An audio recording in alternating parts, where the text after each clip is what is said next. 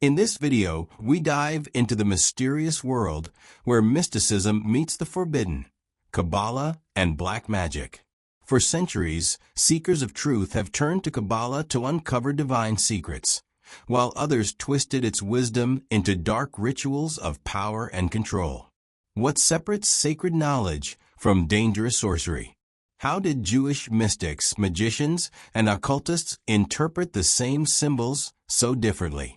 Join us as we explore the hidden history of the Tree of Life, the Qliphoth, and the fine line between enlightenment and corruption. This is not just history. It's a journey into humanity's deepest shadows and light. Throughout human history, the search for hidden knowledge has inspired awe, curiosity, and fear. Mystical traditions claim that behind the visible world lies a deeper reality, accessible through discipline, study, and spiritual devotion. Yet alongside these traditions runs a darker current, the use of secret knowledge for control, harm, or selfish gain. Few subjects capture this duality more vividly than the relationship between Kabbalah, the Jewish mystical tradition, and black magic, the shadowy art of manipulating unseen forces. Though the two are often confused, they represent profoundly different approaches to the mysteries of existence, one striving for union with the divine, the other reaching for power through dangerous shortcuts. This essay explores the historical, symbolic, and spiritual connections between Kabbalah and black magic, examining their origins, intersections, and sharp distinctions. By doing so, we uncover not only the allure of forbidden knowledge, but also the timeless tension between light and shadow in humanity's spiritual journey. 1. What is Kabbalah? Kabbalah, meaning receiving, refers to the esoteric teachings within Judaism that claim to reveal the hidden structure of creation and the pathways to divine wisdom. While Jewish mysticism existed in earlier forms, Kabbalah became systematized in medieval Europe and reached its most influential form with the publication of the Zohar, 13th century Spain, and later the teachings of Rabbi Isaac Luria in 16th century Safed. At its heart, Kabbalah seeks to answer fundamental questions. How did the infinite God Ein Sof create a finite universe? How can human beings align themselves with divine purpose? How do actions in this world affect spiritual realms? The answers were expressed through intricate symbolic systems. The Tree of Life, a diagram of 10 Sphirot divine emanations, representing stages through which divine energy flows into creation. The Hebrew alphabet and numbers, sacred letters and numerical values, gematria, were seen as carriers of divine power. Meditation and contemplation. Mystics use God's names, scriptural permutations, and mental imagery to ascend spiritually. In short, Kabbalah is a mystical roadmap, not for controlling others, but for purifying the self, repairing the cosmos, tikkun olam, and drawing closer to God. 2. What is black magic? By contrast, black magic refers to occult practices that seek to manipulate hidden forces for personal power, harm, or domination. Unlike mystical traditions that emphasize humility before the divine, black magic is often characterized by a desire to bend reality toward one's own will, sometimes in opposition to divine law. Practices historically associated with black magic include casting curses, hexes, or harmful spells, summoning spirits or demons for assistance, using ritual tools, symbols, or words of power to influence outcomes, pursuing forbidden knowledge outside the bounds of accepted religion. In Jewish law, as in Christianity and Islam, such practices were condemned as sorcery, kishuf in Hebrew. The Torah explicitly warns against divination and witchcraft, considering them rebellion against God's sovereignty. Black magic, therefore, stood in stark contrast to the path of Kabbalah, even if outsiders sometimes confuse them due to their shared use of symbolic and ritual language. 3. Why Kabbalah and black magic get confused. Despite their opposing goals, Kabbalah and black magic share certain external similarities that often led observers to blur the line between them. Use of Hebrew names and symbols. Medieval grimoires, magical handbooks, such as the Key of Solomon or Lemegidon, frequently employed Hebrew names of God, angels, and Kabbalistic diagrams. Non-Jewish occultists, lacking the full religious framework, borrowed these elements for magical purposes. Christian Kabbalah and Renaissance magic. In the Renaissance, Christian scholars like Giovanni Pico della Mirandola adapted Kabbalistic ideas into Christian esotericism. This Christian Kabbalah merged with Hermeticism, astrology, and ceremonial magic. The overlap made it difficult to distinguish sacred Jewish mysticism from broader occult traditions. Practical Kabbalah versus theoretical Kabbalah. Even within Judaism, a distinction arose between theoretical Kabbalah, focused on cosmology and divine mysteries, and practical Kabbalah, using sacred names, amulets, or rituals for healing and protection. The latter, though intended for good, sometimes resembled magic. Critics worried it could slide into misuse, blurring the boundary with sorcery. 4. The Qliphoth, Kabbalah's dark shadow. One of the most striking Kabbalistic concepts linked to black magic is the Qliphoth, literally husks or shells. According to mystical cosmology, when divine light first flowed into creation, some vessels shattered, producing broken fragments. These remnants became the Qliphoth, the forces of impurity, chaos, and evil that exist as the shadow side of the Sphirot. In this worldview, the tree of life represents divine order and holiness. The tree of death, or Qliphoth, symbolizes distortion and corruption. Black magicians were believed to draw upon these husks, tapping into destructive energies. By contrast, true Kabbalists sought to restore balance by uplifting sparks of divine light trapped within the broken shells. This cosmic duality framed the difference between mysticism and sorcery. One heals creation, the other exploits its fractures. 5. Stories and legends. The blurred boundary between Kabbalah and magic appears in Jewish folklore. The Golem of Prague, Rabbi Judah Loew, 16th century, was said to have created a clay giant animated through Kabbalistic formulas to protect the Jewish community. Though meant for defense, the story highlights how mystical knowledge could resemble magical power. Protective amulets. Kabbalists sometimes wrote divine names or scriptural verses on parchment to ward off illness or evil spirits. To the faithful, these were acts of piety.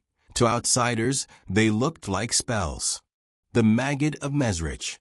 Hasidic tales describe mystical masters performing supernatural feats through prayer and meditation. Though intended as miracles, skeptics often dismiss them as magic.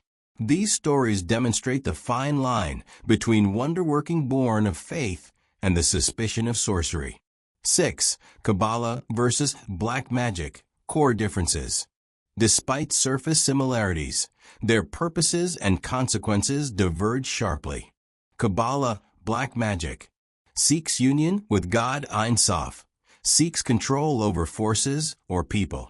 Focus on repairing creation, Tikkun. Focus on personal gain or harm.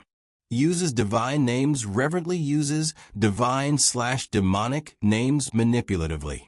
Builds spiritual purity, risks spiritual corruption. Rooted in Torah and Jewish law, often outside or opposed to religious law. In essence, Kabbalah is the path of humility, while black magic is the path of pride. 7. The Renaissance and modern occult movements. During the Renaissance, the European hunger for esoteric wisdom brought Kabbalah into contact with Western occultism. Thinkers like Cornelius Agrippa and Athanasius Kircher blended Kabbalistic concepts with astrology, alchemy, and ceremonial magic. In the 19th and 20th centuries, groups such as the Hermetic Order of the Golden Dawn, Aleister Crowley's Thelema, and modern Wicca and ceremonial magic adopted Kabbalistic symbolism. The Tree of Life became a universal diagram for magical correspondences, linking planets, tarot cards, and deities. For many occultists, Kabbalah was not a Jewish mystical tradition, but a symbolic toolkit. This reinterpretation deepened the association of Kabbalah with magic in popular imagination, even though traditional Jewish authorities continued to warn against such misuse. 8. Spiritual dangers of misuse. Kabbalists themselves emphasize the dangers of misusing mystical knowledge. Rabbi Isaac Luria warned that unworthy students could be spiritually harmed by delving into secrets prematurely. Many texts were restricted to mature, pious scholars over 40. Why such caution?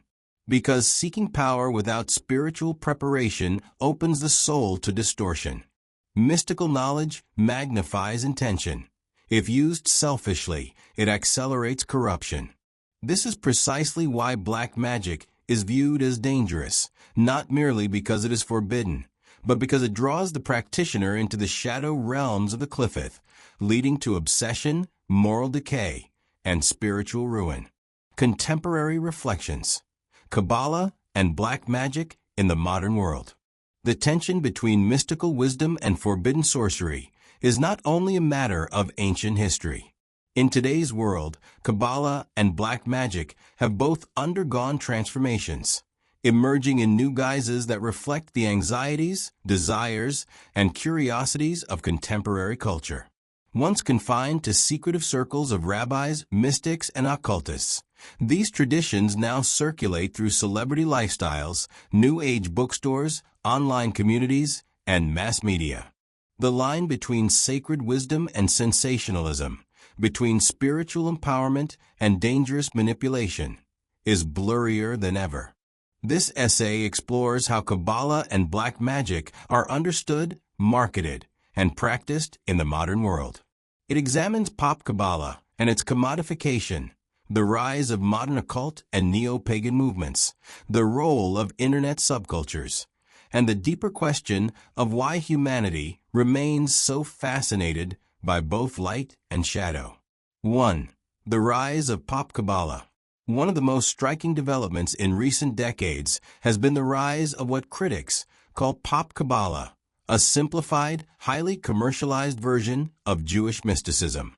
Organizations such as the Kabbalah Center, founded in the 20th century and popularized in the 1990s and 2000s, brought Kabbalistic teachings into the public spotlight by offering accessible classes, books, and even red string bracelets marketed as protective charms.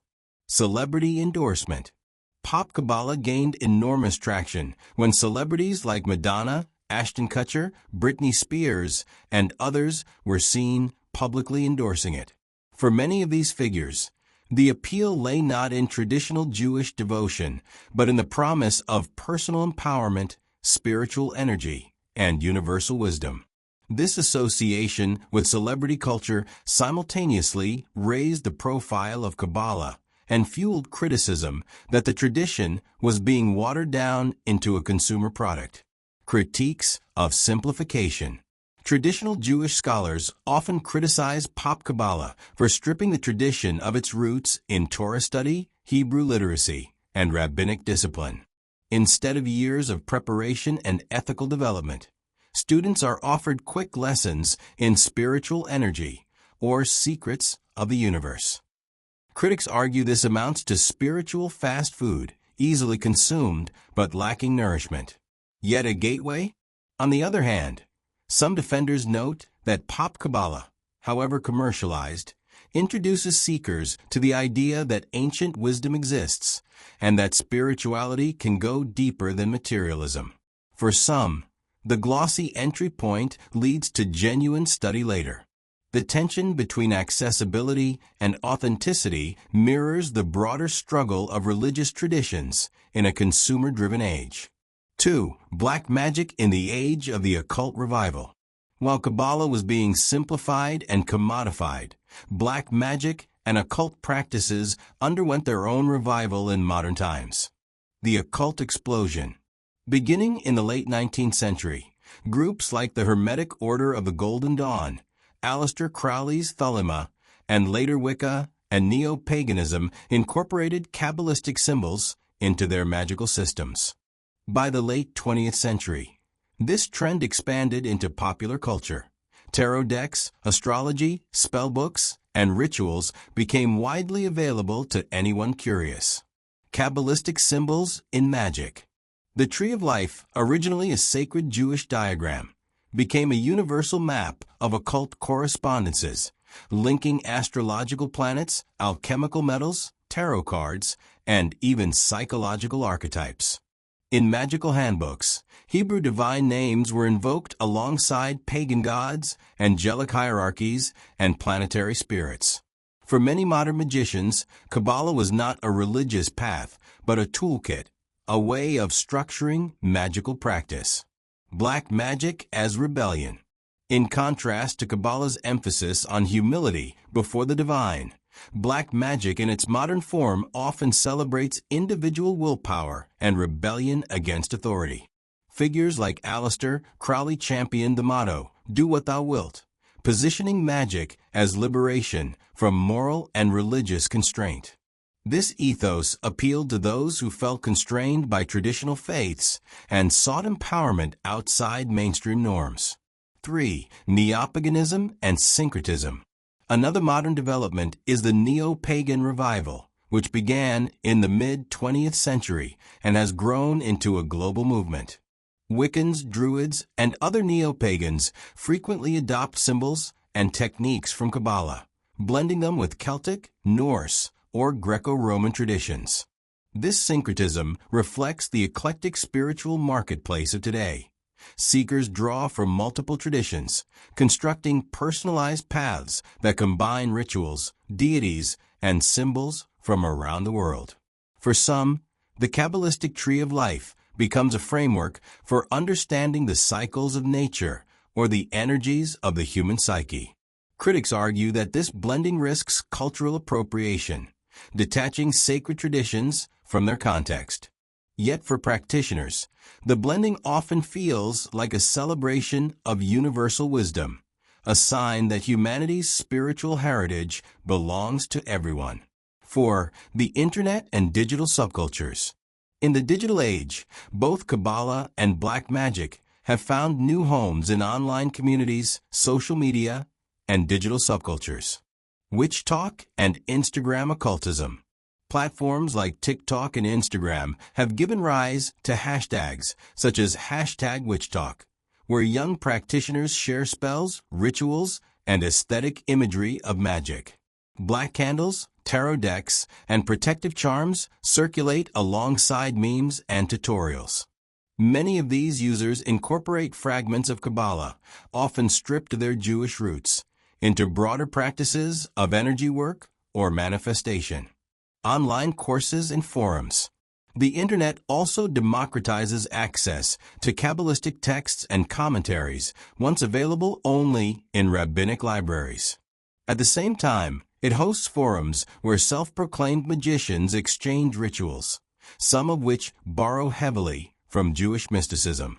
This raises questions about authenticity and responsibility. When ancient sacred names are passed around in chat rooms, are they still holy, or have they become just another internet commodity? Danger and attraction. For young seekers, the internet makes black magic attractive precisely because it is forbidden. To dabble in hexes, curses, or invocations feels transgressive, a way to assert independence. Yet without guidance or grounding, such practices risk becoming psychologically harmful, reinforcing obsession or despair. The online environment, with its mix of serious study and casual experimentation, magnifies both the accessibility and the risks. 5. The psychological dimension. One reason Kabbalah and black magic endure is that both tap into deep psychological archetypes. Kabbalah resonates with the human longing for meaning, order, and connection with something greater than oneself. Its diagrams and teachings offer a structured way to understand the chaos of life. Black magic, by contrast, appeals to the desire for control, revenge, or empowerment when one feels powerless. Casting a spell or invoking a force gives the practitioner the illusion, or sometimes the reality, of agency. In modern psychology, both can be understood as projections of inner processes. The tree of life has been interpreted as a map of consciousness, while the cliffith represents the shadow self. Magic rituals, even when stripped of metaphysical claims, can serve as symbolic enactments of inner transformation, or, conversely, as traps reinforcing destructive tendencies. 6. The ethical divide today. Despite the overlapping symbols, the ethical divide between Kabbalah and black magic remains sharp in contemporary practice. Pop Kabbalah, however superficial, still frames itself in terms of spiritual growth, compassion, and divine connection. Modern occult black magic, whether practiced through ritual curses, demonology, or destructive spells, often emphasizes personal will without moral accountability. This distinction is crucial in evaluating modern expressions. Intent matters. Using sacred names for healing, meditation, or self-reflection aligns with mystical tradition. Using them for domination or harm aligns with the shadow. 7. Cultural fascination with light and shadow. Why does the modern world remain so fascinated with both Kabbalah and black magic?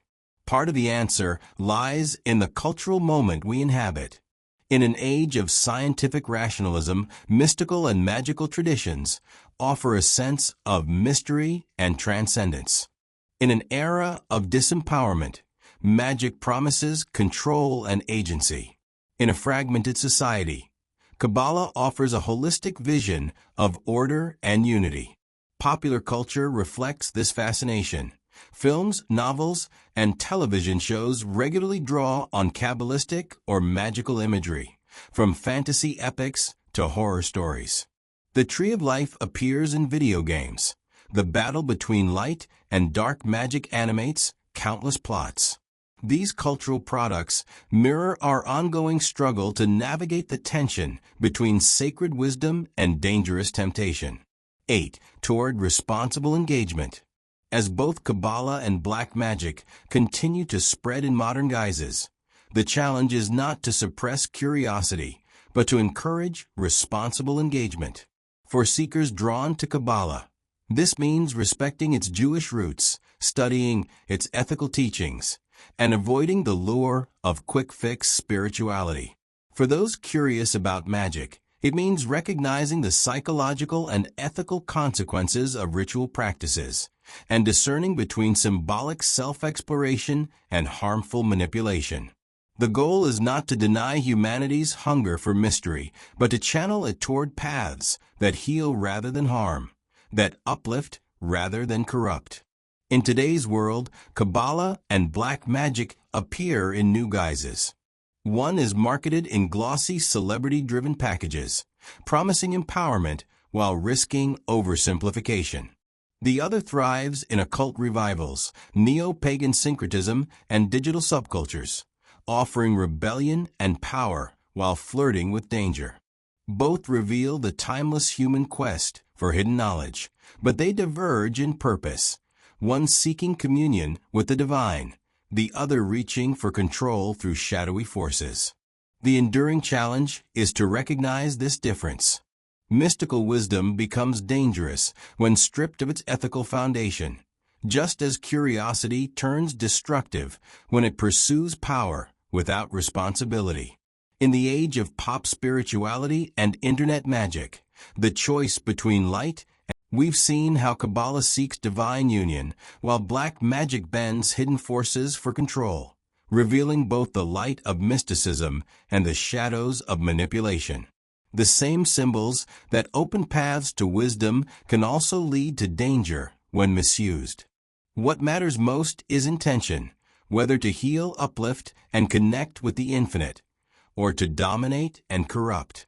If this journey into the mysteries of Kabbalah and black magic sparked your curiosity, don't forget to like, share, and subscribe for more explorations of hidden truths, ancient wisdom, and the secrets that shape our spiritual history.